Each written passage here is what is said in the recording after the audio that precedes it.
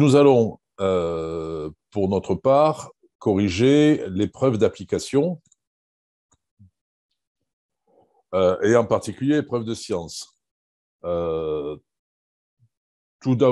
de commencer directement l'épreuve de sciences, un petit mot quand même sur les deux autres disciplines, les arts et histoire géo, éducation morale, pour constater que les sujets de ces épreuves-là, comme celle de sciences d'ailleurs, alors, correspondent tout à fait au format qui était proposé dans les sujets zéro du ministère.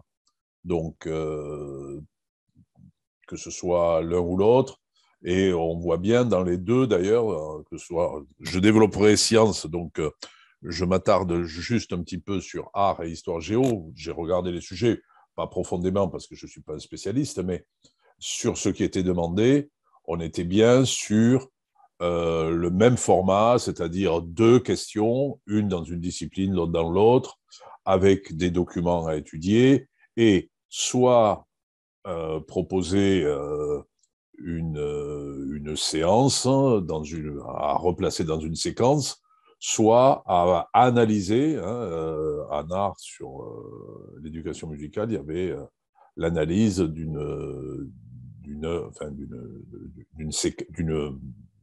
fiche de préparation. Et donc, j'imagine que tout cela avait été préparé avec vos formateurs. Donc, aucune surprise dans le format, en tout cas, des sujets qui vous étaient proposés cette année. Donc, bon, la préparation donc, peut s'appuyer a priori sur ces éléments de cette année, mais aussi, bon, évidemment, pour les années suivantes, on semble qu'on se dégage vers une forme un peu normée des trois sujets. Alors, bien évidemment, ceux qui éventuellement passeront ce concours l'année prochaine, soit parce qu'ils ont échoué, soit parce que vous êtes là pour prendre des informations. L'année prochaine, il y a des chances qu'en art, il n'y ait pas art plastique et musique, mais qu'il y ait l'un des deux plus histoire de l'art, et que en histoire géo, il y ait ou pas l'histoire ou pas la géo, et qu'il y ait de l'éducation morale et civique à la place, bien évidemment, puisqu'il y a deux choix parmi les trois. Ce qui n'est pas le cas en sciences. En sciences physiques, SVT, technologie, on retrouve dans le sujet les trois disciplines. Et très organisé, pour ceux qui ont fait la préparation avec nous à Galien, que ce soit en présentiel ou en ICRPE, le format des concours blancs était tout à fait dans cette forme du sujet. Donc, sciences, trois parties, elles étaient délimitées dès l'entrée, avec une partie physique, une partie SVT, une partie techno. C'était vraiment... et nouveauté par rapport au sujet zéro, c'est qu'on vous donnait un barème avec donc un sujet à 25 questions pour 20 points. Donc, bien évidemment, certaines des questions, on va le voir, valaient sans aucun doute plus d'un point, voire un point et demi, essentiellement des questions de didactique, et la plupart, et beaucoup de questions qui valaient sûrement 0,25. On les détaillera peut-être au fur et à mesure. Et donc, un rapport dans l'ensemble du sujet de 11 questions théoriques, mais certaines étaient vraiment très simples, pour 14 questions didactiques qui, toutes les questions didactiques, nécessitaient un peu de temps et parfois même de la rédaction. Donc, évidemment, l'essentiel de la préparation doit se tourner vers les éléments didactiques C'est le choix qui avait été fait cette année. Quand on regarde d'un peu plus près ces questions didactiques, on voit qu'elles sont très diverses. Il y a au moins 3 questions sur des propositions d'activité ou d'expérience. Il y en a 2 qui portent sur des schémas à réaliser. Il y a 2 autres questions qui demandent d'analyser des travaux d'élèves, puis des rédactions de synthèse, de traces écrites. Donc, tout cela avait été, me semble-t-il, largement traité dans la préparation que nous avons proposée à Galien cette année. Les 2 seules, peut-être, questions qui ont échappé à la préparation, c'est ce que le sujet appelle les points de vigilance et que peut-être nous appelions autrement obstacles, etc. Et puis une question d'ordre épistémologique, enfin à peu près d'ordre épistémologique, qui concerne l'intérêt de présenter des textes historiques en sciences. Bon, voilà, c'était donc un sujet très avec une thématique, exactement comme ce que nous vous avons présenté toute l'année, ceux qui ont fait la présentation, vraiment, et puis décliné dans les 3 disciplines. Avant de commencer en sciences, je vois qu'il y a des questions dans la discussion. Est-ce que je... C'est pour Ouais, les corrections des autres matières. Je me ouais, renseigne auprès de Nicolas et je vais répondre dans le ouais. chat Il y directement. aura, le choix a été fait. Le choix a été fait de mobiliser un seul formateur, c'est-à-dire moi, qui assurait l'ensemble enfin, de l'enseignement des sciences, donc sur les 3 disciplines de sciences. Les autres sujets auraient nécessité l'intervention d'au moins 2 formateurs. Et donc, je suis vraiment désolé pour tous ceux qui ont passé les épreuves d'art ou d'histoire géo, mais il n'y aura pas d'autres corrections sur ces disciplines-là. Donc, soit vous pouvez parfaitement quitter cette visio, soit vous pouvez aussi assister à les questions de sciences, ça peut aussi vous éclairer sur un certain nombre de choses. En tout cas, peut-être vous préparer aussi entendre certains discours dans les parties didactiques pour les épreuves de leçons de maths et de français. Voilà, si je pense que j'ai répondu à cette question-là. Donc, je continue et donc on part sur la thématique, hein, donc les océans plastiques dans l'océan, etc. Donc, ça va aller assez vite sur la partie théorique. Question 1, calculer la masse de sel pour fabriquer 50 millilitres d'une solution d'eau. Donc, on a le rapport de la mer morte, la concentration, et on veut savoir fabriquer 50 millilitres d'une solution pas très difficile. Hein, donc, les réponses apparaîtront toutes dans ce cadre de couleurs, comme ça. Voilà. La seule difficulté, on va le voir par la suite, c'est bien sûr le calcul pour cette quantité d'eau, c'est-à-dire 5 centilitres d'eau, 50 millilitres, mais c'est 5 centilitres, on est bien sur des quantités faibles. Et donc, on est ici, si on utilise un tableau de ce style, vous ne devez pas avoir de surprise, puisque en fait, ça correspond à ce que l'on fait en maths en proportionnalité. Hein, c'est une situation typiquement de proportionnalité qui se résout assez rapidement par un produit en croix ici. Donc, on a 13 grammes 75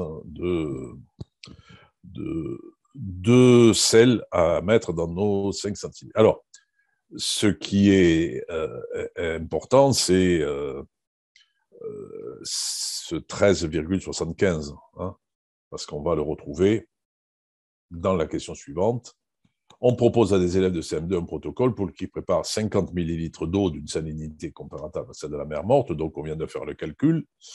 Et donc, il faut préciser le matériel à mettre à disposition des élèves. Donc, on avait à établir une liste, hein, de matériel, toute simple, hein, c'est pas très compliqué, et les différentes étapes de ce protocole.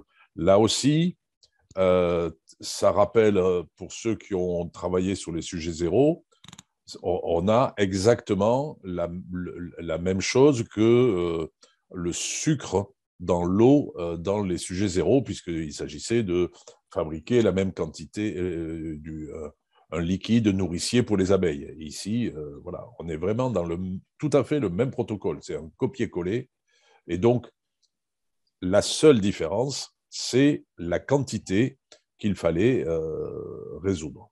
Alors, On a rapidement, juste une question dans le chat qui Johanna demande il y avait 80% de sel, ne fallait-il pas en tenir compte? Je pense que c'était pour la question précédente. Alors, je viens voir. 2 secondes, je remonte dans la question précédente. 80% de sel, je ne vois pas où. Hein. Moi, si on se... 80% de ces sels sont le chlorure de sodium. Oui, non. On vous dit la concentration en masse de sel. Quel que soit... il ne fallait pas en tenir compte. Je veux dire, le sel dont on a à disposition, il ne fallait pas calculer 80% de 13,75. Non, non. On est voilà, on a la mer morte, la concentration est à 275. On considère que c'est toujours du sel. Enfin, là aussi, je n'ai pas été encore destinataire, j'espère l'être bientôt, des critères de correction et des barèmes de correction. Donc, sincèrement, on n'a pas, me semble-t-il, ce qu'on vous demande, c'est des sels en général. Hein, donc, que ce soit 80% de chlorure de sodium ou pas, peu importe, ce sont les sels en général. Quant à l'activité des élèves, on utilise le sel de cuisine, point. On ne peut pas rentrer dans des détails avec les élèves. Donc, ce 80% n'était pas là pour vous... Enfin, il pouvait vous induire en erreur, mais il ne fallait pas en tenir compte.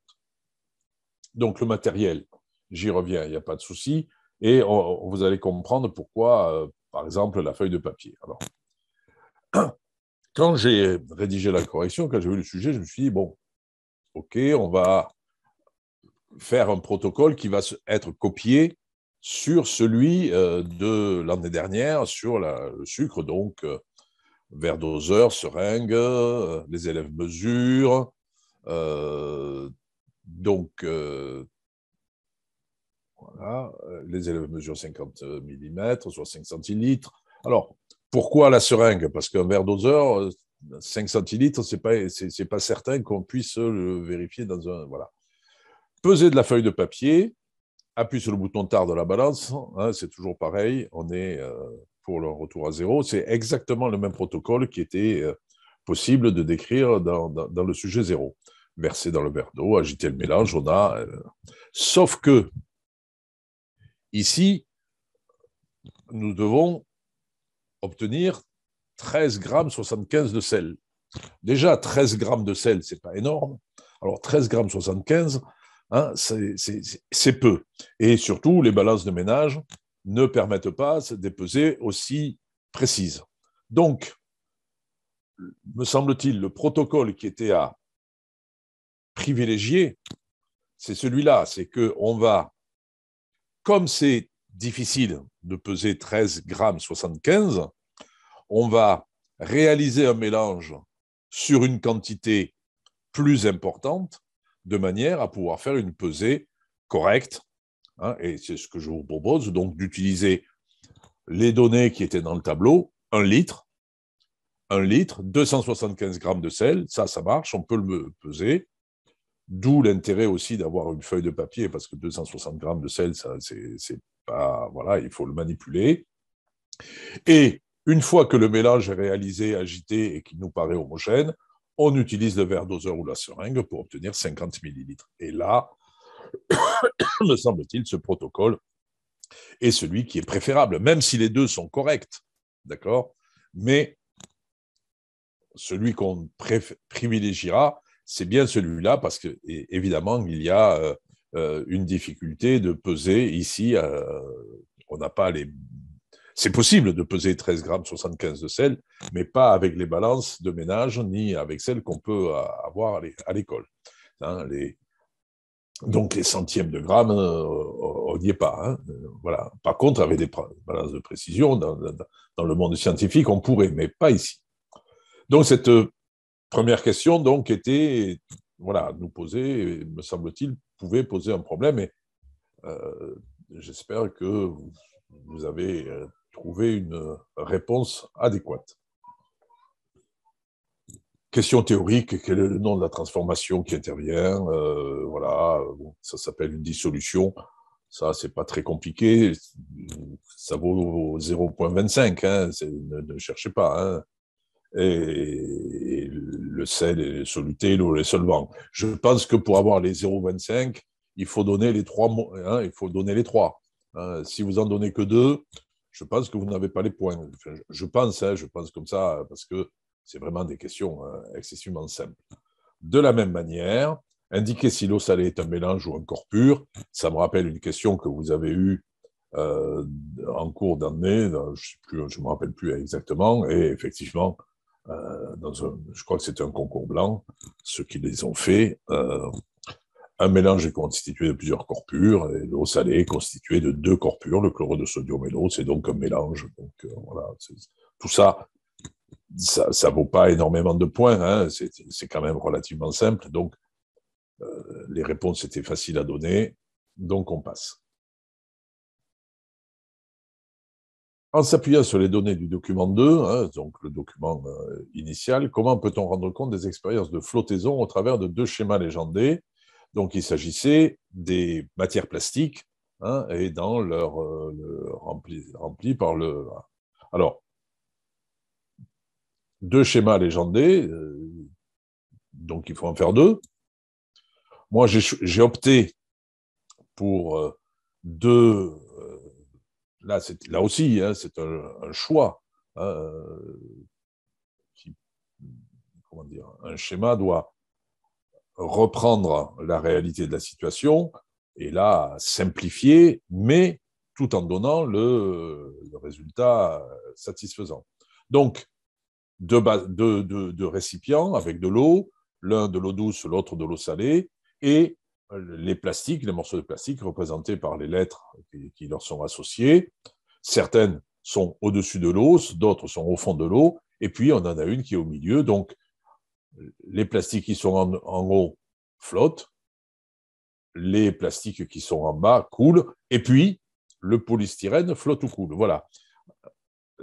Il ne s'agit pas de dire si c'est vrai ou si c'est faux. Ce qu'on vous demande, c'est de rendre compte des expériences de flottaison qui sont résumées dans le tableau qui vous était donné. Donc, voilà, je fais une proposition. D'autres propositions seront acceptées sans aucun doute à partir du moment où elles font apparaître les différents éléments de ce document. C'est donc ce document-là hein, dont il s'agit. Non, ce n'était pas celui-là d'ailleurs, c'était un autre. Identifier dans le tableau 2 points de vigilance nécessaires à l'interprétation des résultats. Alors ça, c'est quelque chose d'assez particulier comme question, c'est quelque chose que l'on n'avait pas réellement traité comme cela. Donc, quand on observe ce tableau, bon, il me semble hein, qu'on voit 2 choses. D'abord, que si on regarde sur le polypropylène, pour le polyéthène, pour le polychlorure de vinyle, ben, tous les groupes qui les ont choisis sont d'accord sur le comportement dans l'eau, que pour le polyéthylène, le PET, il y a un groupe qui l'a choisi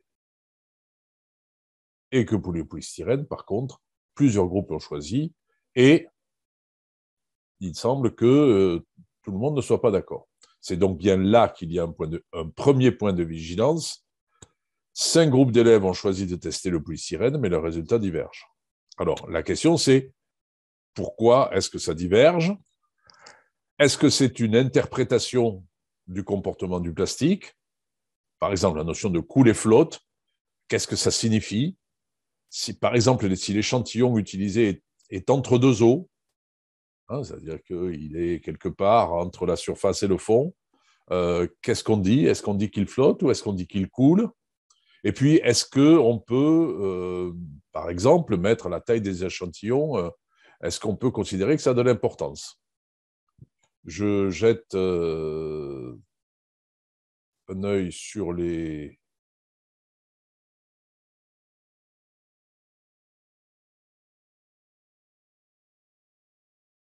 questions, hein, juste je m'interromps voilà. Voilà, donc c'est les questions qu'on pouvait se poser et qui sont donc des points de vigilance. Le premier des points de vigilance. L'autre point de vigilance, bien évidemment, c'est qu'ici, il n'y a qu'un groupe qui teste et que donc cela est insuffisant pour tirer une conclusion. Donc, il faudra envisager plusieurs autres essais avec d'autres groupes. Hein. Alors, je me permets de faire une petite aparté critique sur le sujet, parce qu'il y a comment dire, une espèce de difficulté de rapport de taille entre ce qu'on demande aux élèves dans la question 2, c'est-à-dire de réaliser un échantillon de 50 millilitres d'eau à la salinité de la mer Morte. Et là, on nous demande d'identifier dans un table, de faire des expériences avec des morceaux de plastique dans un récipient, etc. Ce qui signifie que la quantité d'eau de la mer Morte est sans aucun doute beaucoup plus importante que celle qui a été réalisée au départ. Donc, d'où l'idée que finalement, le format 1 litre hein, pour réaliser de la mer Morte, l'eau de la mer Morte peut nous être utile par la suite. Il y a ici une petite, me semble-t-il, quelque chose qui n'est pas très satisfaisant du point de vue de la cohérence du sujet. Mais bon, c'est un avis tout à fait personnel. Ça ne vous empêche pas de répondre aux questions. Alors, question 7. Celle-là, elle m'a un peu embêté, sans aucun doute comme vous. Hein, je me suis retrouvé comme vous hein, face à ce sujet, à essayer de répondre aux questions. Préciser ce qui peut être mis en œuvre dans la classe pour apporter une conclusion définitive à l'expérience. Et vous comprenez bien que la conclusion définitive m'a parfaitement attiré. Je me suis dit, mais qu'est-ce que le rédacteur du sujet entend par qu'est-ce que ça veut dire apporter une conclusion définitive? Apporter une conclusion définitive, ça veut dire conclure sur l'expérience sur les plastiques qui flottent et qui coulent de manière définitive, c'est-à-dire officielle en quelque sorte. Hein, sans que les élèves remettent en cause les expériences qui ont été menées. Voilà. Et donc, me semble-t-il, mais c'est un avis hein, à attendre à confirmation, c'est que la réponse attendue, mais moi j'aurais répondu ceci. Hein, si on veut faire une conclusion définitive, eh bien, il faut avoir des données que les élèves ne sont pas capables d'avoir par l'expérimentation. Et donc, le seul moyen, c'est d'effectuer une recherche documentaire qu'on peut. Hein, et voilà pourquoi moi, je suis allé un petit peu plus loin que de la réponse brute qui dit il faut faire une recherche documentaire. Je rajoute, vous retrouverez sur la vidéo, peut se faire sur Internet, sur des documents spécifiques issus de l'industrie, par exemple. Hein, c'est des choses qui arrivent, nos plastiques sont ceci, nos plastiques sont cela, ou voilà, hein, les différents fabricants. On peut éventuellement trouver même des descriptifs de matériaux ou de matières plastiques sur des documents industriels, ou alors tout simplement sur des ouvrages documentaires. Et je propose, hein, c'est juste une proposition, on peut envisager que les élèves se répartissent hein, sur les différentes sources que l'on pourra ensuite croiser. C'est une forme de, de, comment dire, de vérification des données. Juste pour répondre à Marie, qui a posé la question de savoir s'il y avait des lives de correction de français et de maths. Alors, celui de français a eu lieu vendredi. Je pense qu'il sera disponible, enfin, en tout cas, la vidéo sera disponible. Celui-ci que je suis en train de faire, la vidéo sera également disponible. Celui de maths n'a pas eu lieu hier soir, hein, je l'ai dit au tout début, et il y a de très fortes chances, une très forte probabilité qu'il ait lieu ce jeudi. Voilà. Marie, vous êtes renseignée. Nous revenons donc à notre sujet de science et on arrive à la question 8. Alors, ce qu'il faut savoir, c'est que à partir de là, la question 8, 9, 10, 11, qui sont dans la partie 1 avec, en gros, la physique, ne font pas partie du programme de physique du collège, mais du programme de SVT. Voilà, bon, rien de bien extraordinaire, mais disons que les courants marins, tout ça, ça relève du programme de SVT du collège. Autre particularité, c'est que on vous proposait ce dessin, cette image d'une expérience, et en vous disant qu'il y avait de l'eau salée et de l'eau douce. Et on vous donnait la source Internet de cette image. Je ne sais pas si certains d'entre vous ont eu la curiosité d'aller sur la source. Moi, je l'ai fait parce que cette image me gênait. Et en fait, le site auquel ça renvoie, on voit effectivement cette expérience, sauf que cette expérience n'a pas lieu avec de l'eau salée et de l'eau douce, mais avec de l'eau froide et de l'eau chaude. Et que donc, du coup, ça me paraît être, comment dire, une approximation scientifique, on va dire ça comme ça, de proposer à des candidats à un concours de faire un schéma d'expérience à partir du schéma d'une autre expérience, enfin d'une image d'une autre expérience. Je trouve ça, voilà, je vous donne mon avis, hein, mais bon, ça ne remet pas en cause le travail que vous avez à faire. Mais voilà, disons que le travail, enfin l'expérience avec l'eau froide et l'eau chaude est quand même beaucoup plus spectaculaire et marche beaucoup plus facilement que celle avec l'eau salée et l'eau douce, même si le dispositif est identique. Donc là aussi, on vous demandait un schéma, hein, légendé du résultat attendu dans les deux bouteilles. Donc, il fallait faire le schéma. Là, on est, hein, sur l'image proposée, on est avant l'expérience. Et donc, il fallait faire un schéma de après l'expérience, à la fin de l'expérience, et d'indiquer sur le schéma par des flèches le mouvement de l'eau salée, le mouvement de l'eau douce. Alors, comme schéma, moi, je vous propose celui-ci. Tout le monde, hein, on va voir dans la question suivante comment on l'explique, mais bon, l'eau douce est en haut, l'eau salée est en bas, l'eau salée descend et se répartit sur les deux bouteilles, l'eau douce, elle remonte d'un côté et se répartit. Voilà. On est bien dans cette explication-là, qui vient avec la question 9, où il fallait justifier scientifiquement le déplacement des masses d'eau colorées, hein, lorsqu'il fonctionne. Bon, il fallait faire appel à ce qu'on avait dans le document 2, les masses volumiques de l'eau salée est supérieure à celle de l'eau douce, hein, ce qui signifie qu'à volume égal, l'eau salée est plus lourde. Gardez ça en mémoire parce qu'on va s'en servir dans les questions suivantes. Une fois le montage en fonctionnement, en passant par les pailles, l'eau salée, puisqu'elle est plus lourde, descend dans les bouteilles et remplace l'eau douce qui, elle, remonte. Voilà, on est dans quelque chose d'assez simple à expliquer, hein, donc il n'y avait pas de choses très compliquées à expliquer, on se servait des documents qui étaient mis à notre disposition.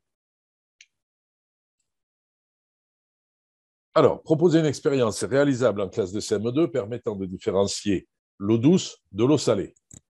Alors, Vous allez me dire, ce n'est pas très compliqué. On goûte, celle qui est salée, ben, c'est l'eau salée, celle qui n'est pas salée, c'est l'eau douce. Hein. Mais on vous demande de faire une expérience, et c'est sans aucun doute sans avoir à goûter les eaux. Donc, si je me réfère à ce qui s'est... Et vous comprenez que là, par contre, il y a une certaine cohérence entre la question précédente et celle-ci. Comment on fait pour différencier deux quantités d'eau, savoir quelle est la salée, quelle est la... Bien, il suffit de peser tout simplement la même quantité d'eau, hein, donc 2 fois 1 litre ou 2 fois demi-litre, enfin, ce que vous voulez. Et bien évidemment, comme sa masse volumique est plus importante, la balance va pencher du côté de l'eau salée. Voilà, on fait cette expérience-là. Elle s'appuie sur les conclusions de l'expérience précédente, hein, et sur les données qui sont dans le tableau du début. Donc, je vous propose 2 autres expériences pour ceux qui les ont éventuellement proposées. On peut colorer une eau avec du bleu de méthylène ou de l'éosine et la faire couler directement dans celle qui sera restée transparente. Si l'eau colorée descend, bah, c'est que elle est plus lourde, c'est que donc elle est salée. Si elle reste en haut, c'est qu'elle est douce. Hein, voilà comment on peut identifier.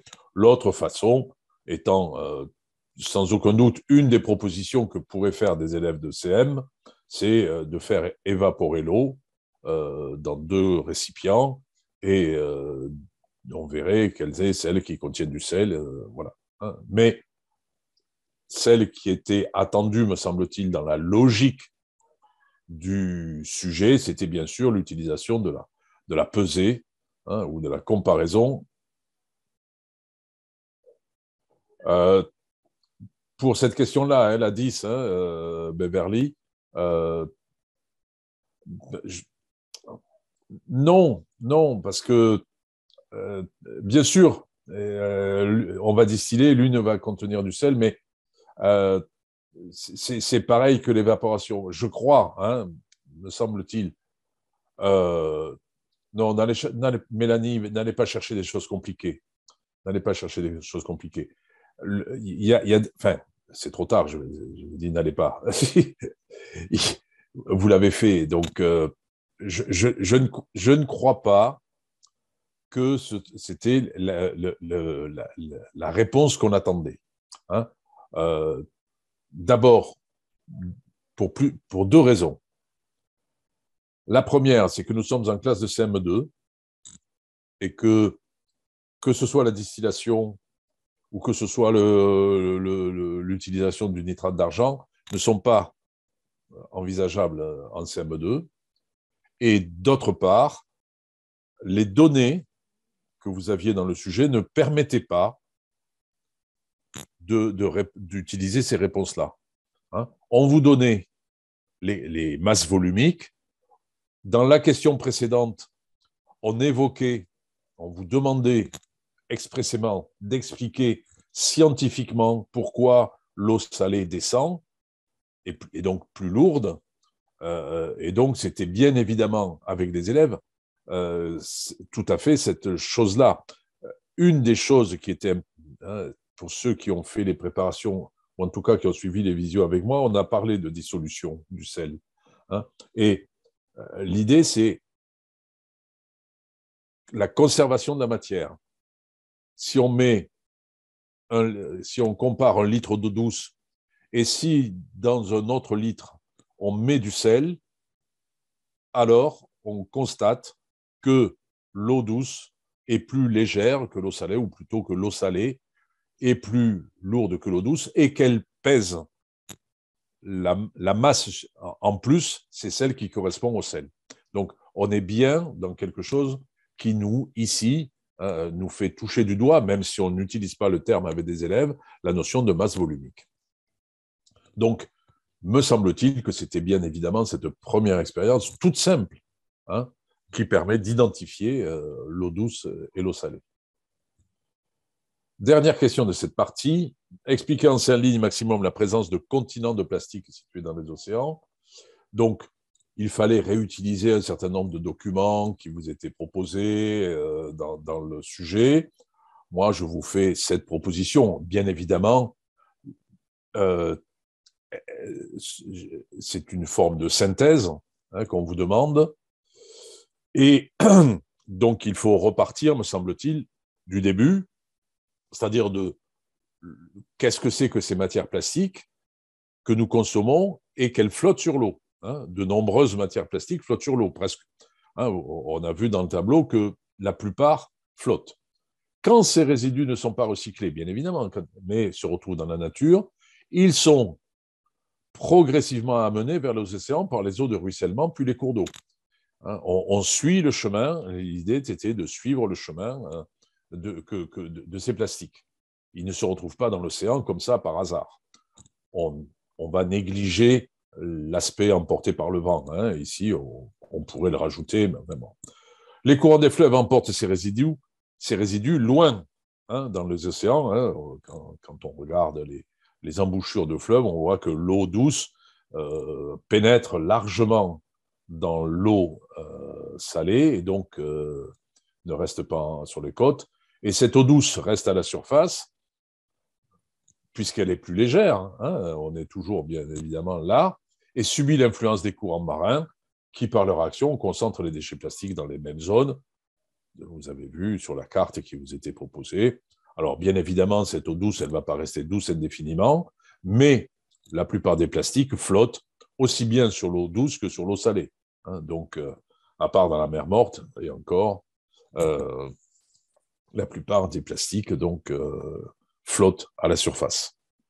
Donc, voilà cette première partie qui était physique, et puis je vous dis un peu programme SVT pour la fin. Donc, on voit que dans cette partie 1, la partie technique, la partie théorique était assez, finalement, pas très compliquée à mettre en œuvre. Par contre, la partie didactique nécessitait un petit peu plus mais enfin, sans être non plus trop compliqué. Par contre, la partie 2 nous interroge puisqu'il y a une seule question théorique et 5 questions didactiques. Et donc là, il y avait vraiment des enjeux importants dans cette partie-là. Donc, à partir du schéma ci-dessous, identifier les organes appartenant au tube digestif de la tortue et préciser leur rôle dans la digestion. Bien évidemment, on considère que la digestion, de manière générale, aussi bien humaine que animale, on n'est pas du rôle particulier dans la digestion de la tortue. On ne peut pas vous demander ce genre de choses. Donc, ce n'est pas très difficile pour qui connaît un tout petit peu son anatomie.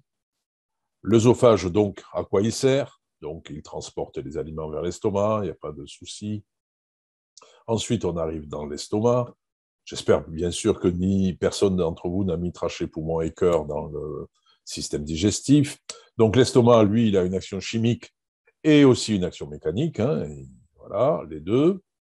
Le foie, c'est un stockage, mais c'est aussi filtre et il produit la bile, le suc et le suc gastrique. Les intestins, ils transportent les aliments jusqu'à leur évacuation, mais ils ont tout au long de l'action chimique avec les sucs intestinaux. Et puis le rectum qui accumule les matières fécales et l'anus qui permet l'évacuation. Donc il n'y a pas de grosses difficultés dans cette question-là pour qui... Oui, vous avez parlé du pancréas, sauf qu'il n'est pas dans le schéma. Beverly. Bien sûr, le pancréas a un rôle, mais dans le schéma, il y est pas. Donc, voilà. Ça ne vous coûte, ça ne vous apportera rien en plus, puisque c'est pas quelque chose qui était dans la question.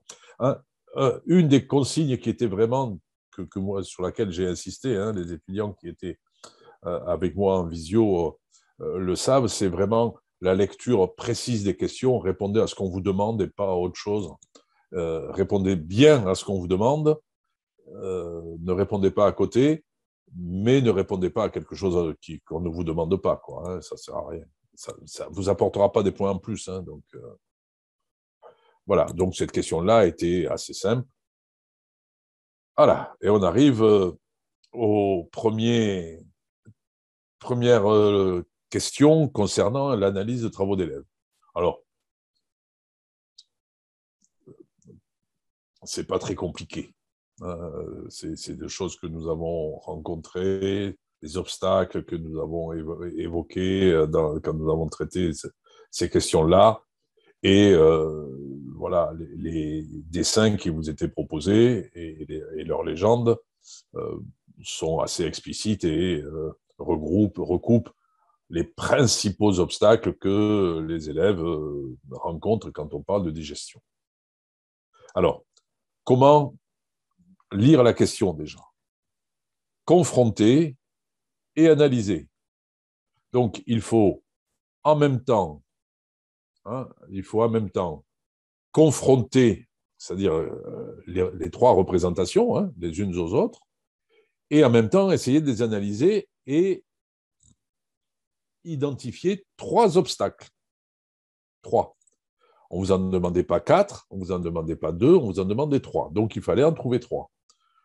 Comme on a trois schémas, on peut imaginer que chacun des schémas apporte, hein, met en lumière un des obstacles. Hein, c'est assez classique dans le genre de questions. Donc, on va essayer de traiter cette réponse. Alors, moi, la manière d'y répondre, hein, bien évidemment, n'est pas importante. Ce qui est important, c'est ce qu'on en dit. Moi, j'ai choisi, pour confronter, de suivre le schéma de la nourriture dans l'ordre, hein, en suivant le parcours de la nourriture. Et donc, on va les comparer et en même temps, on va essayer d'analyser et on verra quels sont les obstacles ensuite. Donc, la bouche. Et oui, la bouche appartient au système digestif. Il y a un élève qui ne la représente pas, le troisième. Hein, si on revient là, vous voyez ici, on ne sait pas d'où ça vient, hein, il n'y a pas d'origine. On verra après qu'il n'y a pas de sortie non plus, mais voilà, donc il n'y a pas d'origine. Par contre, les deux autres, nous la forme, hein, et voilà. Donc, un élève ne la représente pas, et on peut supposer que pour lui, elle n'intervient pas dans la transformation des aliments. Pardon. Vous voyez, à gauche, je décris, je compare. À droite, j'essaye d'analyser. J'essaye, parce qu'on a peu d'éléments, hein, pour pouvoir juger. L'œsophage est représenté dans chaque dessin. Donc, l'analyse, c'est que les trois élèves comprennent bien que les aliments sont transportés à l'intérieur du corps. Ça, bon. Et que ça passe par un tube, un tuyau. Ensuite, quand on suit le parcours, on tombe dans l'estomac. Mais cet estomac n'est pas représenté chez le premier élève, hein, qui, lui, présente le système digestif comme un tuyau allant de la bouche à l'anus. Faire la description, c'est en même temps à faire l'analyse. Hein, pour lui, c'est un tuyau, voilà, identique du début à la fin. Chez l'élève numéro 3, on vient de le dire, l'estomac n'a pas de sortie, mais il évoque quand même les excréments. Mais il ne dessine pas l'évacuation. Donc, voilà, hein, il évoque dans sa légende, il dit le caca, je crois, etc. Donc, mais on ne sait pas comment ça sort. Donc, le lien entre les excréments et la digestion n'est pas obligatoirement fait, même si il dit que ils sont évacués comme ça. Un autre élève donc envisage deux sorties à partir de l'estomac, une pour l'urine et l'autre pour les excréments, avec, je l'ai remarqué qu'après, avec ici, sans aucun doute, la présence d'un filtre type passoire, vous voyez, où les aliments solides seraient retenus et seraient évacués par l'anus, et les éléments liquides passeraient dans la vessie et puis seraient évacués. Alors, je vous ferai remarquer qu'il s'agit d'un garçon. Voilà. Et donc, c'est assez étrange d'imaginer que cet élève imagine voilà, ce système de passoire pour séparer les aliments solides du liquide.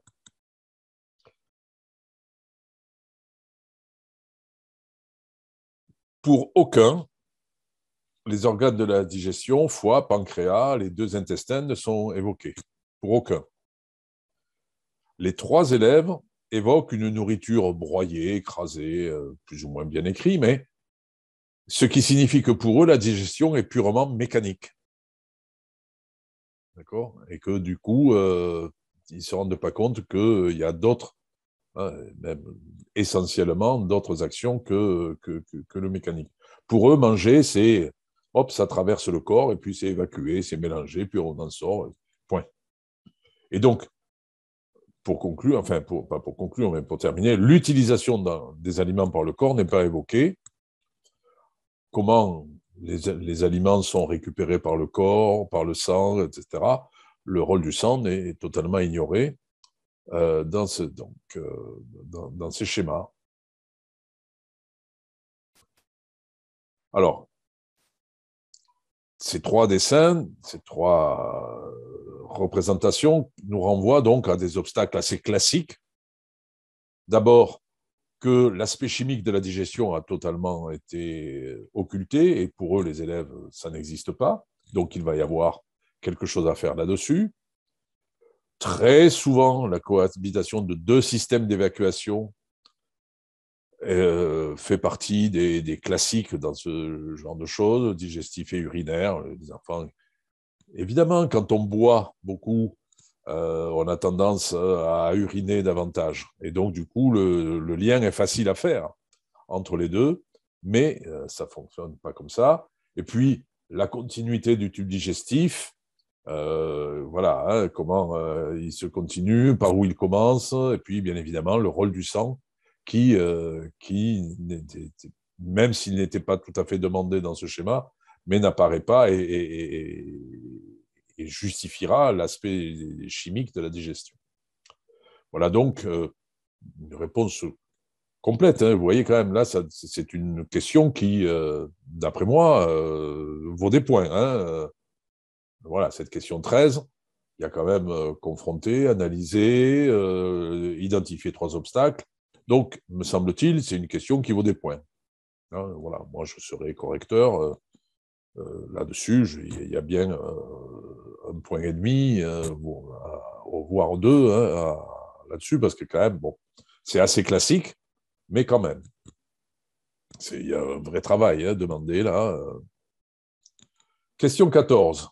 En partant des obstacles identifiés, donc vous voyez bien que là aussi, il y a quand même une cohérence, proposer une activité à mettre en place pour amener les élèves à acquérir une compréhension du phénomène de la digestion chez l'homme. Donc, les obstacles, une activité. Est-ce qu'il y a une activité qui va permettre de lever l'ensemble des obstacles qui sont là? Alors, j'ai cherché, je me suis un peu, comment dire, auto-utilisé, puisque je suis revenu sur quelque chose que nous avions développé dans la préparation. Le principal obstacle rencontré, c'est l'ignorance de l'aspect chimique de la digestion, et donc la présence et le rôle des autres organes et des sucs qui sont... Et donc, me semble-t-il, pour répondre à ces obstacles, en proposant une seule activité, puisque c'est ce qu'on vous demandait, il y en a une qui m'est revenue à l'idée, évidemment, immédiatement, c'est la dissection. Ou si ce n'est pas la dissection, le film sur la dissection qui permet d'observer et de mettre en évidence un certain nombre de choses que l'on voit très bien, hein, si ceux qui ont la possibilité d'aller revoir notre TD, notre visio sur la dissection, où on met en lumière certains aspects de ces obstacles. D'abord, on constate, alors ils ne sont pas dans l'ordre, hein, mais bon, et ce sont des exemples, il n'y a pas de lien entre l'urine et l'appareil digestif. Donc, on voit bien que l'appareil urinaire est séparé de l'appareil digestif. Bien évidemment, le sang passe dans les deux, mais l'appareil digestif, l'appareil urinaire est complet à lui tout seul, avec les reins, la vessie, les urètres, etc. Quand on on fait une dissection de lapin, quand le lapin n'est pas trop vieux, hein, parce que on peut constater la transformation progressive du bol alimentaire au cours du trajet. Et que donc, les aliments que l'on mange, au fur et à mesure du trajet, ils sont transformés et pas uniquement malaxés. Il y a des transformations qui se font. Que des organes sont reliés au tube digestif, en particulier le foie, hein, qui est assez volumineux. Et puis, on constate qu'au niveau de l'intestin, il y a une grande vascularisation, il y a beaucoup de vaisseaux qui sont... Et donc, on voit bien ici que ces obstacles de la représentation peuvent être levés par, bien évidemment, cette dissection ou par l'observation d'une dissection si la dissection c'est pas toujours possible dans les classes. On peut compléter, alors ça c'est pour vous, hein, mais rien n'empêche de rajouter, même si l'activité peut être complexe, hein, ce qu'on avait évoqué dans les formations, de démontrer, et ce sera utile pour les questions suivantes, de démontrer le rôle de la salive dans la transformation des aliments et en particulier des éléments, j'ai oublié le mot, mais bon, ça me reviendra, avec un morceau de pain. Voilà. Donc, c'est des choses qu'on peut facilement faire et démontrer avec des élèves dans une classe de CM. Donc, juste, je reviens. Cette question aussi était une question intéressante, hein, didactiquement, était peut-être moins longue à répondre que la précédente, mais enfin, quand même, bon, semble-t-il, elle valait bien au moins un bon point. Hein. C'était... Expliquer l'intérêt de proposer aux élèves des documents historiques tels que celui présenté ci-dessus. Donc, il s'agit de l'expérience de Réaumur. Bon, ici, c'est quelque chose qu'on n'avait pas traité, que moi, bon, on fait appel à votre bon sens. Qu'est-ce qui fait que ça peut être intéressant? Eh bien, d'abord, de comprendre que les connaissances, elles ont été construites. Et qu'à une époque, on ne savait pas des choses qu'on sait maintenant.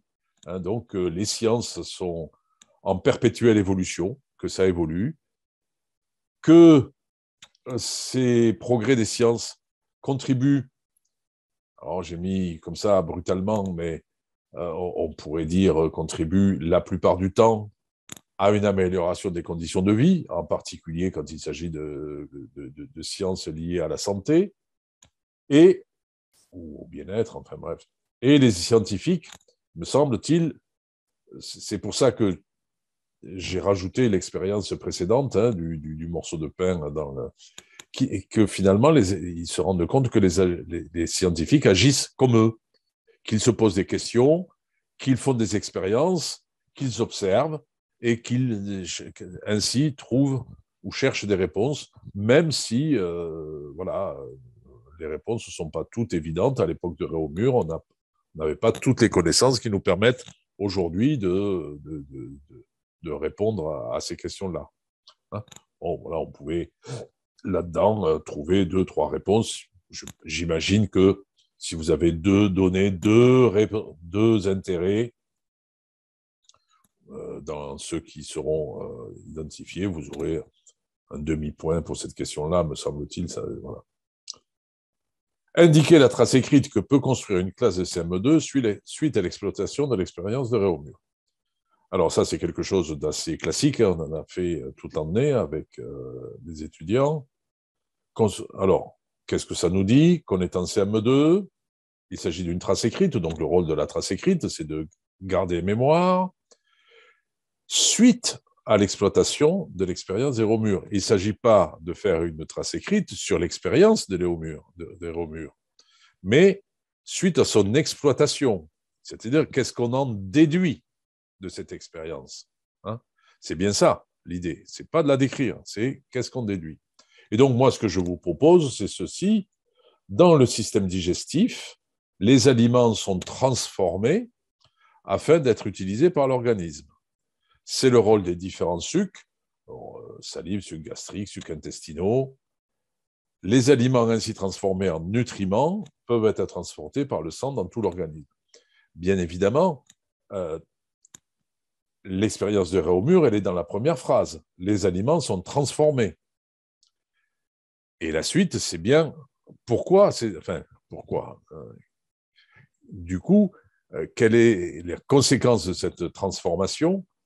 Vous voyez, je suis attentif à la manière de m'exprimer, parce que si on dit pourquoi est-ce que les aliments sont transformés, on a tendance à dire qu'il y a une raison qui explique que les aliments soient transformés. Non, les aliments sont transformés et ça a pour conséquence que, du coup, les nutriments soient assimilés. La relation de cause à effet est à l'envers. Hein. Ce n'est pas parce qu'on veut il n'y a pas de volonté ici. Hein, donc, attention à la manière de s'exprimer parfois qui peut révéler une certaine prédétermination ou une certaine intervention du divin dans nos sciences, ce qui n'est pas du tout le cas. Donc, dans le système digestif, les aliments sont transformés.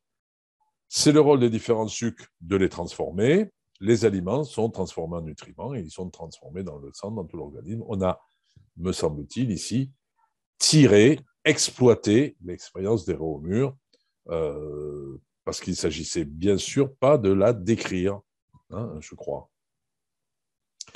Et nous arrivons donc à la dernière question. Suite à la lecture du document 9 et des autres documents précédemment utilisés, écrire une synthèse de 5 lignes maximum à élaborer avec les élèves, attention, à élaborer avec les élèves, expliquant en quoi la tortue marine est une espèce menacée par les déchets plastiques. Donc, en gros, on vous demandait de tirer les conclusions des 2 premières parties de notre sujet, en expliquant pourquoi la tortue marine est en danger et quels étaient les phénomènes qui étaient mis en jeu ici. Et donc, il faut faire appel à 2 choses, les données de la partie 1 et aussi les données de la partie 2.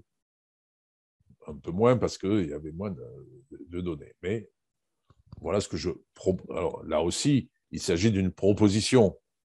Hein, et donc, là aussi, toujours relier les effets aux causes. Et on part des causes. Hein. Donc, les matières plastiques que nous utilisons ne sont pas toutes recyclées, malheureusement. Une partie importante se retrouve dans la nature, et en particulier dans les mers et océans, souvent sous la forme de débris de petite taille. Une chose intéressante dans le schéma, j'y reviens pas, mais vous le regarderez sur le schéma ou l'image de ce que l'on a trouvé dans l'estomac d'une tortue, c'est l'échelle. Et on voit que tous les débris que l'on a trouvés sont des débris de taille, en tout cas de moins de 10 cm, et pour certains, plus petits qu'1 cm. Hein, donc, on a bien des débris de petite taille. Ces débris sont ingérés par les animaux marins, en général, hein, et en particulier les tortues.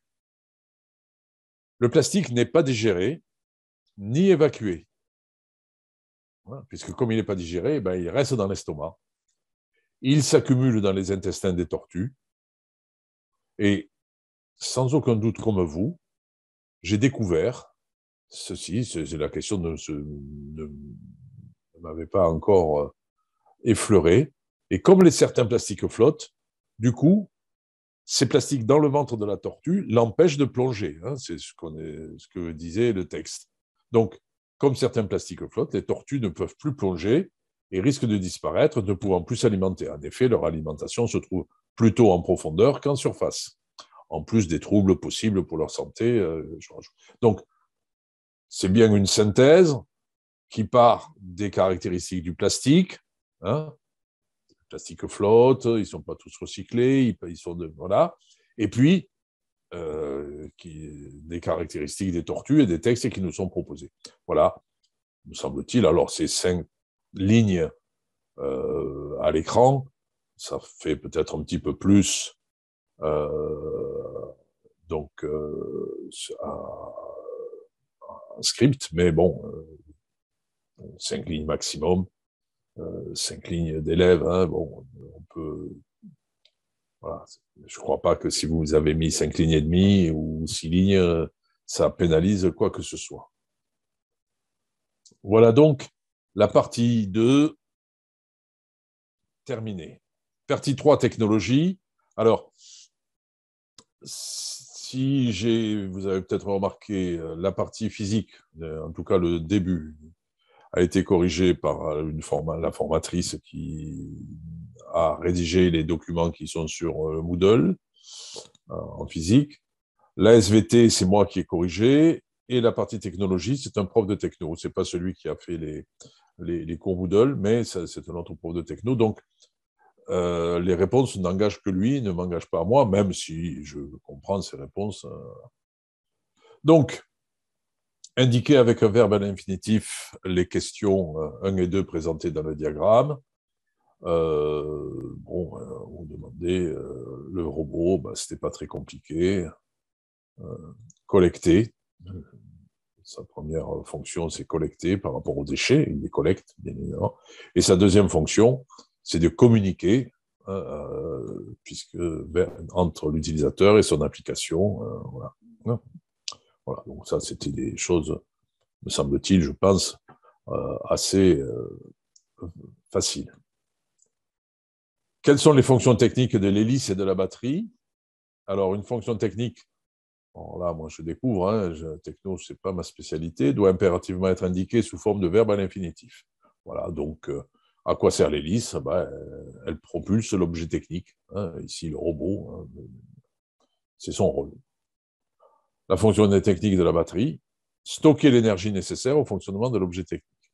Alors, une petite remarque pour ceux qui auraient répondu autre chose que stocker l'énergie. Par exemple, fournir l'énergie, ou alimenter le robot, etc., ou fournir l'énergie.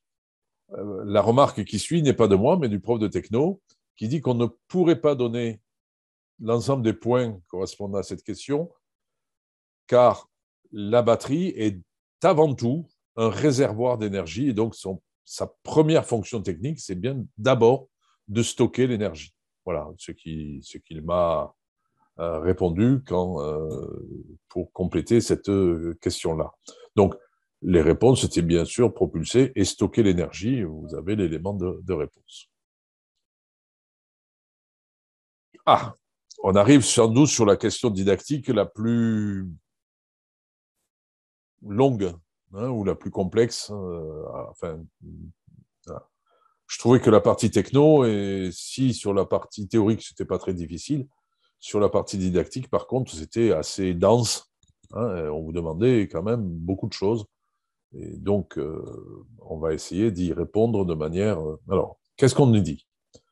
Détailler la mise en œuvre pédagogique en classe, dont on ne précise pas le niveau, d'une expérience permettant de montrer le lien entre le nombre de pales et la valeur de la vitesse du bateau. Donc, on a compris, il y a un lien entre nombre de pales et valeur de la vitesse. On peut imaginer que plus il y a de pales, plus le bateau va vite. Préciser 2 points de vigilance technique à respecter pour que l'expérience soit valable scientifiquement.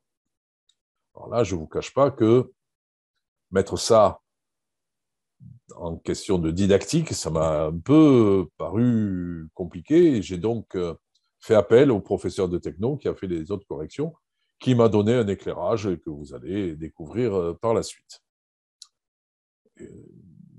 Qui recouvrait en partie ce que je pensais, mais bon, c'était bien de se le faire préciser. Alors, mise en œuvre. Pour pouvoir mettre en œuvre cette expérience, ce sont des bateaux, donc il faut de l'eau.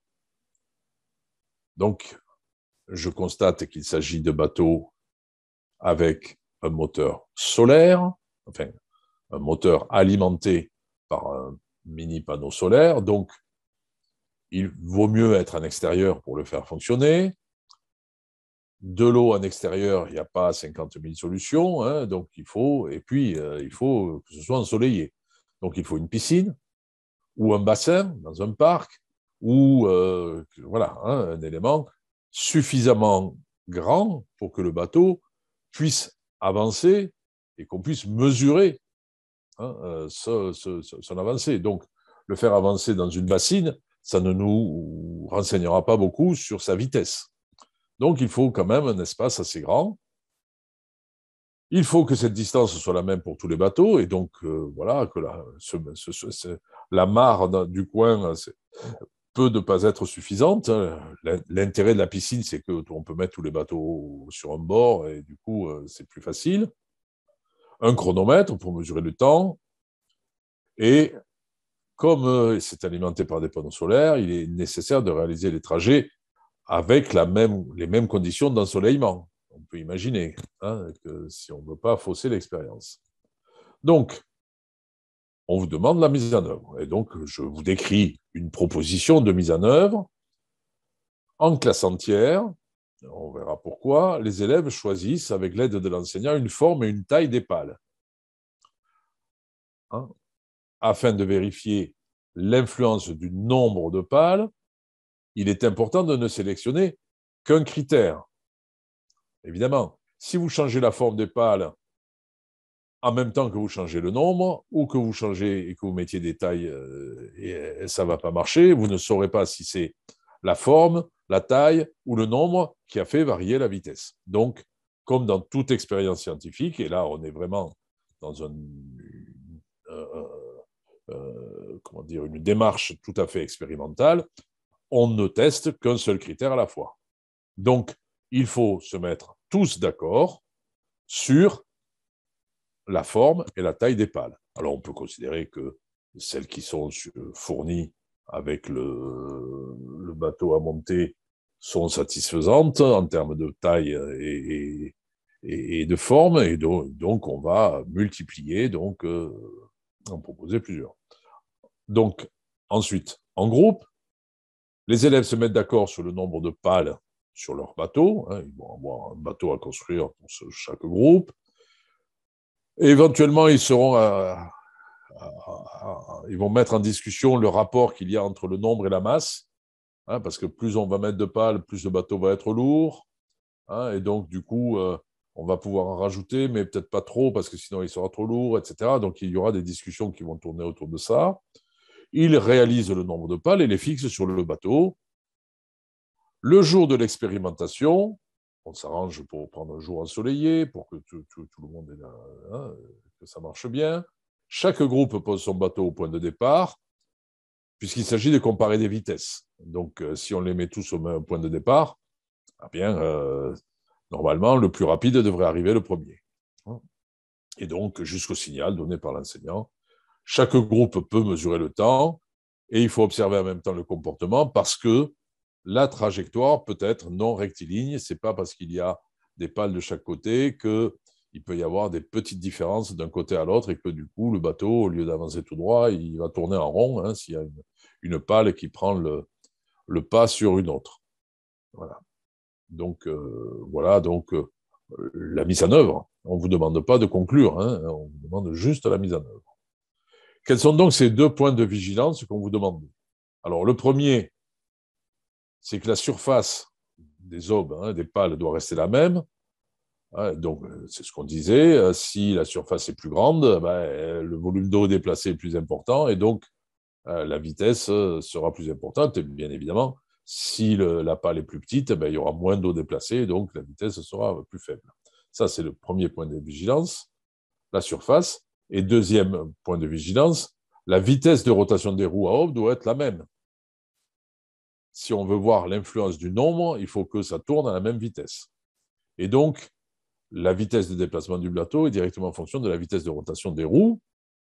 Et donc, les moteurs solaires doivent être rigoureusement identiques et dans des conditions d'ensoleillement les plus proches possibles. Évidemment, si vous en faites un le matin avec un soleil rasant et l'autre à midi avec un soleil en haut, ou le matin sans soleil, vous verrez des différences. Donc, il faut faire attention à l'alimentation et que, du coup, on n'ait pas de modifications liées à l'ensoleillement. Je regarde les discussions. Bonjour, bonjour.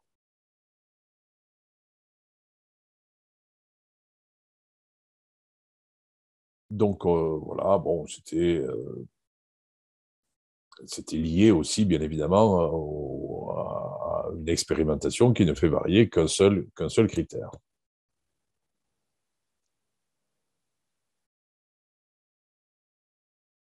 Ouais, c'est-à-dire que je réponds à Manel. Euh, Elle me demande, peut-on faire l'expérience sans pales et l'expérience avec pales pour démontrer le rapport entre la valeur de la vitesse et le nombre de pales. Le problème, c'est que si vous faites sans pales, le bateau, il n'avance pas. Hein. Donc, vous pouvez montrer ce que vous voulez, mais s'il n'y a pas de pales, il n'avance pas. Donc, évidemment, euh, c'est pas... Voilà. Alors, on peut mettre avec une pale, avec deux pales, avec trois pales, on peut faire varier on, on peut en ajouter comme on peut en enlever, hein, et donc vérifier que mais sans aucune pale, bon, le bateau, il bouge pas. Hein. C'est le principe. Donc, on continue. Donc, cette question était, bon, assez intéressante à traiter, hein, avec une mise en œuvre, d'une expérience, avec des obstacles qui, voilà, c'était là aussi, c'est une des questions majeures, hein, me semble-t-il, du sujet. Donc, ici, question 21. Décrire le comportement du robot face à un obstacle situé à 15 cm. Donc, il est là. Est-ce qu'il marche? Oui. Y a-t-il un obstacle à moins de 10 cm? Non. Donc, j'avance. Y a-t-il un obstacle entre 10 et 20? Oui. Donc, je tourne à gauche et je reprends. Et puis, je recommence. Et puis, s'il n'y a plus d'obstacle, j'avance. Hein. Donc, décrire le comportement du robot. Ben, le robot tourne à gauche, puis recommence à avancer. Voilà. Tant que il y a un obstacle entre 10 et 20 cm, il va continuer à tourner à gauche. Hein, voilà. Donc, bien évidemment, le temps que je mets, moi, ici, avec ma souris pour faire le tour du schéma, le robot, lui, c'est quasiment immédiat. Hein, c'est les circuits électroniques qui nous font fonctionner. Question 22, décrire le comportement du robot face à un obstacle situé à 5 cm. Eh bien, qu'est-ce qui se passe? Eh bien, il recule pendant une seconde, puis il tourne à gauche, puisque, voilà, il arrive là, hop, il est à moins de... On peut imaginer que, du coup, l'obstacle qui était à moins de 5 cm, donc se trouve maintenant entre 10 et 20, il tourne à gauche, et voilà. Mais sinon, il va reculer tant que l'obstacle n'est pas à plus de 5 cm, hein, moins de 10 cm, pardon. S'il est à 5 cm, il va reculer. De combien? On ne sait pas. On ne connaît pas la vitesse, hein, du robot, donc on ne sait pas pendant une seconde de combien il recule. Mais on peut imaginer que une seconde à reculer suffit pour l'éloigner suffisamment pour qu'il quitte cette situation-là pour être dans la seconde, puis il va tourner à gauche et puis refaire comme là. Hein, voilà.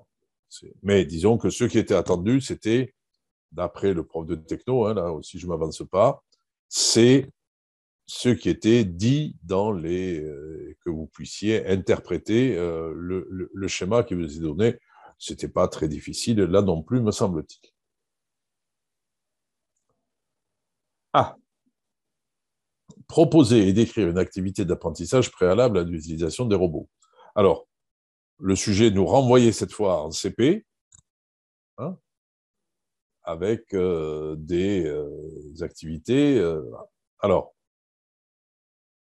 pour information, sur le site EduSchool, vous trouverez tout un document là-dessus, hein, sur les activités d'apprentissage, sur le dessin, etc. Moi, je vais vous en proposer une un peu différente, parce que voilà, j'aime bien lier les différentes disciplines scolaires et voir comment elles s'enrichissent les unes les autres.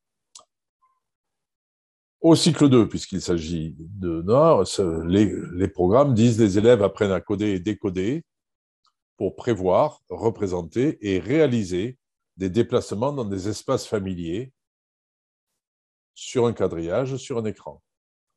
Donc, vous voyez que les textes officiels nous parlent d'espaces familiers, puis de quadrillage, puis d'écran.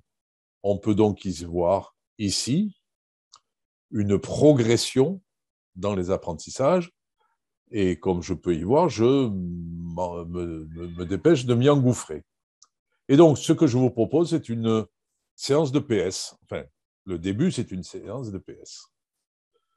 On a disposé au sol 16 cerceaux organisés en 4 lignes et 4 colonnes. Et un cerceau est marqué, soit par sa couleur, soit par autre chose, par un plot, etc., comme étant le point de départ. Voilà. Les élèves, par deux, disposent d'une fiche sur laquelle est représenté le réseau de cerceaux et un déplacement qui part bien sûr du départ et qui fait que l'élève se déplace jusqu'à un autre point. Un élève joue le rôle du robot, l'autre le guide en suivant le parcours sur la fiche. Donc il doit se mettre à la place du robot et donc le guider par la parole pour indiquer les bonnes directions, ce qu'il doit faire, ce qu'il doit avancer, tourner. On peut imaginer que tu avances d'un cerceau ou avances de 2 cerceaux, ou, etc. Les ordres vont être multiples et selon les groupes que nous allons avoir. Et après avoir réalisé un parcours, les élèves changent de rôle, bien évidemment, mais avec une autre fiche, parce que sinon, ça n'a pas beaucoup d'intérêt. De retour en classe, les élèves se mettent d'accord pour coder les déplacements. Ils vont avoir, cette fois, une feuille vierge, et donc, comment ils font pour coder ce qu'ils ont fait dans le truc de PS. Et donc, ils vont inventer un système de codage. Certains vont pouvoir utiliser des flèches, d'autres des lettres, voire des mots, associés ou pas avec des nombres. Ils vont pouvoir dessiner 3 flèches, ou flèche 3, ou H pour O3, ou HHH, ou BBB, enfin bref, peu importe. Ils vont devoir ensuite coder un chemin, voilà, qui sera transmis à un autre groupe. Et donc, les groupes vont échanger leur chemin et cet autre groupe va essayer de réaliser le chemin grâce au codage de ces élèves-là. Bien évidemment, ce codage, il est particulier à ces élèves qui viennent de le faire. Il n'est pas encore généralisé. Et donc, les élèves qui reçoivent le chemin à faire vont devoir interpréter ce qu'ils ont. Et donc, du coup, ça va donner lieu ensuite à des observations, des erreurs. Les élèves vont se tromper et on va discuter cette fois en collectif afin que la classe entière se mette d'accord sur un mode de codage qui sera spécifique à la classe. Voilà donc comment on est passé d'un déplacement dans un espace familier à un déplacement sur un quadrillage, en quelque sorte, dans cette activité. Question 24. Analysons des travaux d'élèves. On peut imaginer qu'on est en CP et que nos élèves donc, ont codé. Voilà. Et donc, on vous demande d'analyser les réponses proposées en cherchant à expliciter leur réussite et en émettant des hypothèses sur leurs erreurs. Donc, on va expliciter leur réussite, ce qu'ils ont réussi, et pour les erreurs, bien évidemment, on se contentera d'hypothèses. L'élève A, donc ici, le codage utilisé permet d'atteindre l'objectif. C'est une réussite. 3 flèches qui descendent, j'arrive ici. 3 flèches vers la droite, j'arrive ici. Une flèche vers le bas, j'arrive ici. Donc, chaque flèche correspond à un déplacement dans le sens de la flèche. Les flèches nous indiquent le déplacement sur le quadrillage. Il n'y a pas d'erreur. Donc, l'enfant a réussi la consigne. L'élève B. L'élève B, lui, il ne code pas tous les déplacements. Il code 2 formes. Il utilise une flèche pour dire qu'il faut avancer, précédée du nombre de cases. Et il utilise une flèche pliée, brisée, enfin elle est plutôt pliée, pour indiquer un changement de direction et un changement de direction dans le sens de la flèche. Donc, si j'applique ce qu'a fait cet élève, je fais 1, 2, 3, 4, je tourne, 1, 2, 3, 4, j'arrive bien au drapeau. Mais l'erreur, l'élève ne tient pas compte de la consigne qui disait qu'il fallait éviter de passer par les cases avec les croix. Donc, quelle hypothèse? Eh bien, on a l'hypothèse que une seule des 2 consignes a été prise en compte par l'élève. Pour lui, il fallait arriver au drapeau. En partant de là, il l'a fait. L'autre partie de la consigne lui a échappé. On ne sait pas pourquoi. Seule hypothèse, c'est que la consigne a été mal interprétée, mal comprise, ou du coup, ou même pas du tout entendue. L'élève C. Alors, on essaye de comprendre. Les flèches pliées indiquent une rotation, mais avec un déplacement. Parce que si je suis, s'il se rapproche du premier, 1, 2, attendez, c'est ça qui me gêne. J'ai donc 3 flèches vers la droite, ici, 1, 2, 3. Je tourne d'un, 1, 2, 3. Je tourne d'un, d'accord? Et puis je continue. Voilà. Donc l'erreur est ici. Les orientations sont correctes. C'est bien vers la droite et ici vers la gauche qu'il faut tourner pour atteindre mon objectif. La seule chose qui est en trop, c'est la dernière flèche. On peut imaginer qu'il a oublié que la flèche signifiait en même temps un déplacement. On peut considérer ces 2 flèches pliées n'ont pas tout à fait la même signification. Et enfin, l'élève D, si on veut bien arriver à l'élève D, je regarde les questions qu'il y a au fur et à mesure. Non. Gaël, pour l'élève B, est-ce qu'on peut considérer qu'il est parti d'un point hors du quadrillage? Non. Parce que s'il part d'un point hors du quadrillage, il n'arrive pas au drapeau. S'il fait 4, je ne sais pas, s'il part de là, de l'extérieur, 1, 2, 3, 4, puis il tourne, 1, 2, 3, 4, et puis c'est fini. Tandis que la seule explication, c'est qu'il fait bien ceci, mais qu'il ne tient pas compte de la croix ici. Donc, et enfin l'élève D. Donc, il a bien intégré que le codage des déplacements avec nombre et flèches, ainsi que les flèches pliées, qui, elles, n'indiquent qu'un changement de direction. Il n'y a pas de déplacement. Donc, si je suis 2 vers la droite, j'avance de 2, je tourne, j'avance de 4. 1, 2, 3, 4. Je tourne, j'avance de 2. Alors, si c'était correct, je tourne et j'avance de 2. J'arrive bien au drapeau. Sauf que l'orientation de cette flèche n'est pas correcte, qui m'amène à ici, dans cette case, en passant par la croix en plus. Donc, il n'a pas tenu compte, ou alors il a inversé, il ne s'est pas rendu compte que la souris devait partir dans l'autre sens. Et donc ici, sa flèche aurait dû être comme celle-ci, dans le sens indiquant vers la gauche et pas vers la droite.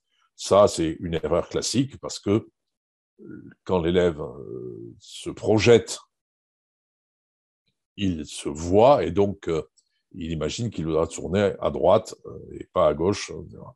D'où l'intérêt de l'expérimentation que je vous décrivais tout à l'heure dans le PS sur le faire vivre, parce que justement, selon l'endroit où se situe celui qui dicte les déplacements, s'il est ici, s'il est ici, s'il est en haut ou s'il est ici, bien évidemment, les déplacements seront différents.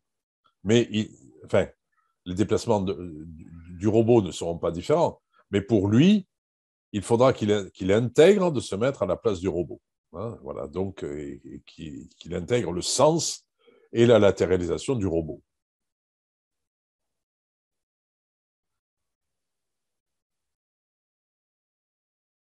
Non, non, mais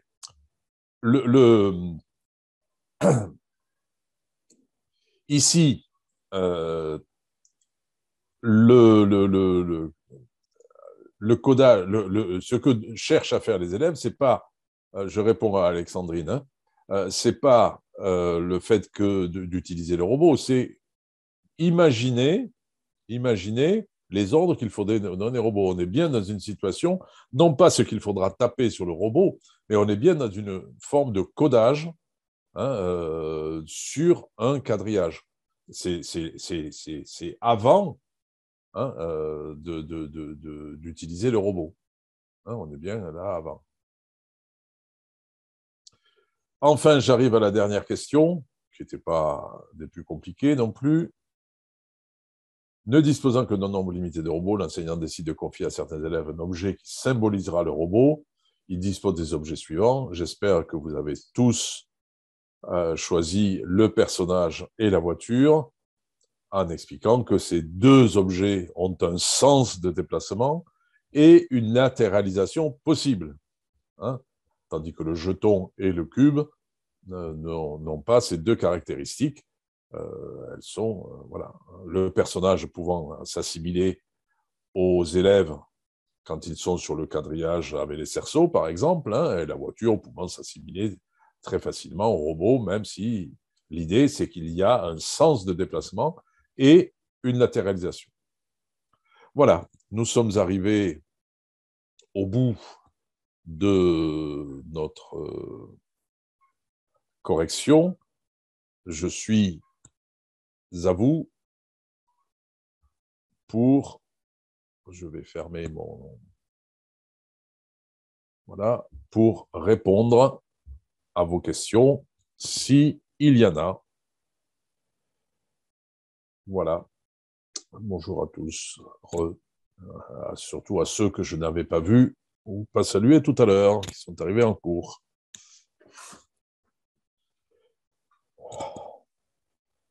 Y a-t-il des questions, des interrogations, des choses que vous avez trouvé, Alexandre, le sujet assez long? Oui, oui, il était assez long. Et en particulier, je trouve que alors, tout est relatif. Les questions théoriques étaient courtes et faciles, me semble-t-il. Hein, on pouvait répondre assez facilement, mis à part la première, mais la première question, c'était une question de maths, quoi. Hein, c'était pas très compliqué. Les questions didactiques nécessitaient effectivement un peu de temps. Vous avez vu quand même, on a oralement, en ayant tout préparé, on a mis pas loin d'1 heure et demie pour tout corriger. Donc, quand même, c'est ce qui veut dire que, bon, réfléchir, écrire, dessiner, ça nécessite quand même de lire les documents. Donc, oui, c'était assez long. Mais ce n'est pas une surprise. Ce n'est pas une surprise, dans le sens où les sujets zéro étaient, me semble-t-il, encore plus longs, peut-être encore plus complexes, en tout cas sur les parties théoriques, il me semble. Mais là, il y avait une espèce de cohérence, il y avait quand même du lien, même si on vous disait bien que les questions étaient indépendantes, mais quand même, il y avait une certaine cohérence pour la plupart des questions, pas pour toutes, mais pour la plupart. Mais effectivement, c'était long. C'était long. La gestion du temps est un élément important du CRPE, hein, et quelle que soit l'épreuve, hein, l'épreuve écrite en tout cas. Hein,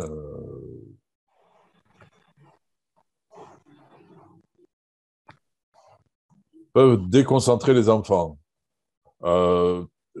Oui, oui, oui, c'est Jérôme qui pose la question, je crois.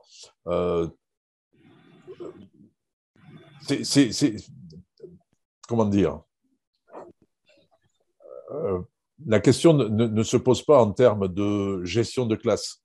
La question se pose en question de, pour remplacer le robot, qu'est-ce que je peux utiliser qui aura les mêmes avantages scientifiques ou technologiques que le robot. Et on voit bien, hein, on a bien vu dans les questions précédentes, et c'est pour ça que je parle aussi de cohérence, que ce qui était important, c'était le sens du déplacement et la capacité d'avoir une droite et une gauche pour tourner dans cette direction-là.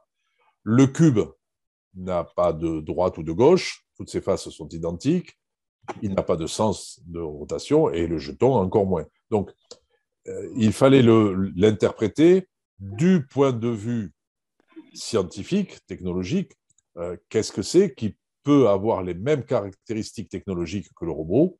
C'était bien évidemment le personnage. Le personnage aussi peut être un élément perturbateur, hein, mais à ce moment-là, tout est élément perturbateur dans une classe. Hein. Vous mettez n'importe quel objet, une bouteille d'eau, c'est perturbateur. Donc, la question n'est pas là. Voilà. L'eau salée ou l'eau claire, la question de la poussée d'Archimède se posait-elle? C'est-à-dire, non, il n'y a pas de, il n'y a pas de, il n'y a pas de corps plongé dans l'eau là. Hein, il n'y a pas de bateau, c'est pas, mis à part les plastiques, mais on a vu les caractéristiques. Donc, l'eau douce et l'eau salée, leur caractéristique, c'est qu'il y en a une qui est plus lourde que l'autre. C'est pas, voilà, alors bien évidemment, par agitation, elle se mélange pour devenir une eau moins salée, hein, mais l'idée, c'est quand même que l'eau douce est plus légère. Faites l'expérience à la maison, hein, à la mer, remplacez une bouteille d'eau de mer et comparez-la avec une bouteille d'eau douce, d'eau plate. Vous verrez, l'eau de mer est plus lourde. Voilà, c'était ça la caractéristique. Et puis, c'était ce qu'on vous donnait dans les documents. Hein. Il y avait les sujets que ça a été les sujets zéro ou ce sujet-là, et je crois que c'est pareil dans les autres disciplines, les documents qu'on vous donnait suffisent à répondre aux questions. À la différence de ce qu'on avait un peu copié sur les sujets zéro, où on disait en vous appuyant sur vos propres connaissances. Là, il n'y avait pas de questions qui étaient comme ça. C'était donc entièrement les documents qu'il fallait utiliser au mieux. Bon, c'était pas très complexe non plus, me semble-t-il.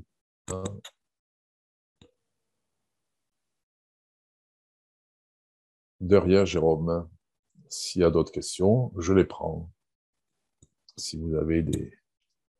Mais évidemment, je ne peux pas faire une correction individuelle à toutes vos questions, hein, de ce que vous avez écrit pour chaque comme réponse. Mais si vous pensez qu'il y en a certaines qui peuvent venir ou contredire ou compléter ce que je vous ai dit, n'hésitez pas. Hein, si vous vous sentez en totale contradiction avec ce que je vous ai dit, n'hésitez pas.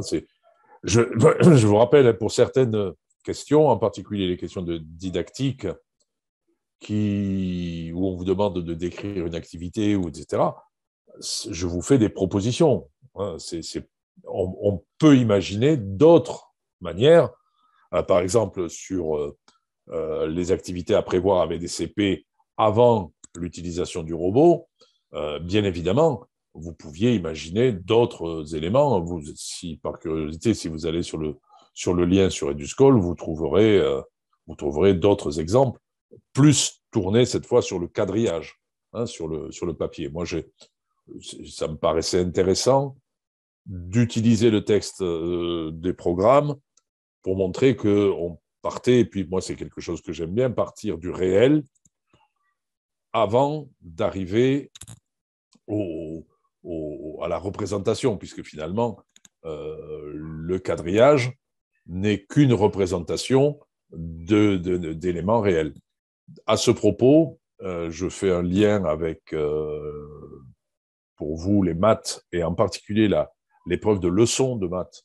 Hein. N'hésitez pas à faire vivre des situations aux élèves, mais avec leur corps, et pas uniquement sur du papier, hein, et en particulier en géométrie, dans les mesures, etc. Il y a des choses qu'on peut vivre dans l'espace, hein, avant de les vivre sur l'espace de la feuille. Hein, et parce que l'espace de la feuille, finalement, il n'est que la trace de ce que l'on a vécu ailleurs. Hein, c'est en ça que c'est intéressant.